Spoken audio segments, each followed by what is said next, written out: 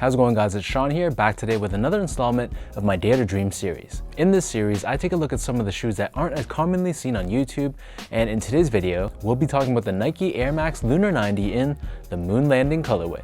One of the most unique Air Max 90s to ever drop, this pair released on July 20th, 2014, which was to the day the 45th anniversary of when Neil Armstrong became the first man to ever walk on the moon. These guys retailed for $145 US, and the official colorway for this shoe is reflective silver and metallic gray. For me, I bought my pair from Contraband in downtown Toronto, and it was very interesting because back in 2014, the sneaker scene, although it was only 6 years back, it was quite different than it is today.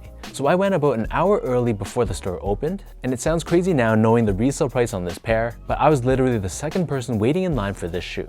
So this is something we probably would not see in today's day and age, especially considering the fact that this pair is reselling now for over $1,000 Canadian. So diving straight into this shoe, as you can tell by the name of the sneaker, this is not your traditional Air Max 90. Instead, they utilize the Air Max Lunar 90, which is a modified version of the classic Tinker Hatfield runner, introduced back in 2014 as a more modernized and more comfortable version. So the upper of the shoe is constructed in this no-sew fashion, which is a very unique take on the Air Max 90. This upper incorporates this moon rock print, and the entire upper is also done in 3M, which gives off that reflective property when exposed to direct light.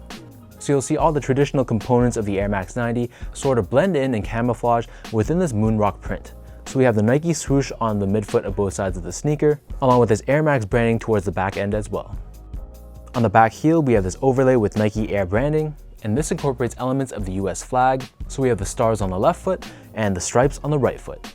For the laces, these come with a gray colored flat style lace. And then underneath this, we have a padded tongue, along with this Nike Air Max tag at the top, which is also done in that moon rock print. The inner liner of this shoe is also done in that moon rock print finish. Again, you'll see that print throughout the insole, and it's finished off with Nike branding on the heel in black.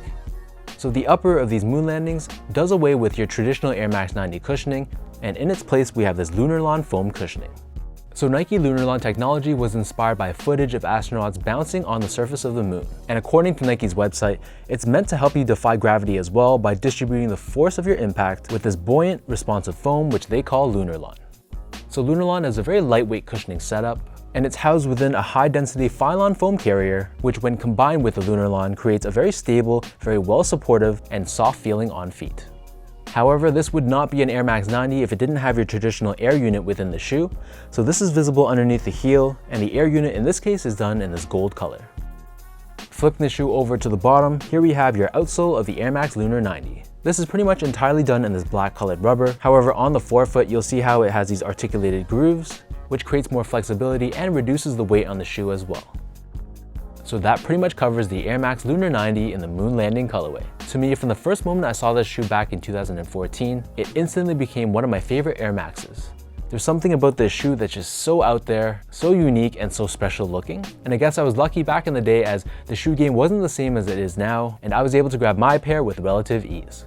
So let me know in the comment section down below what you guys think about this moon landing Air Max Lunar 90. Do you guys feel that this is worthy of the high resale prices that it's fetching today? Or is this more of a gimmick and something that you wouldn't really wear yourself? If you guys like this video, be sure to like, comment, and subscribe. Give me a follow on Instagram at esco8.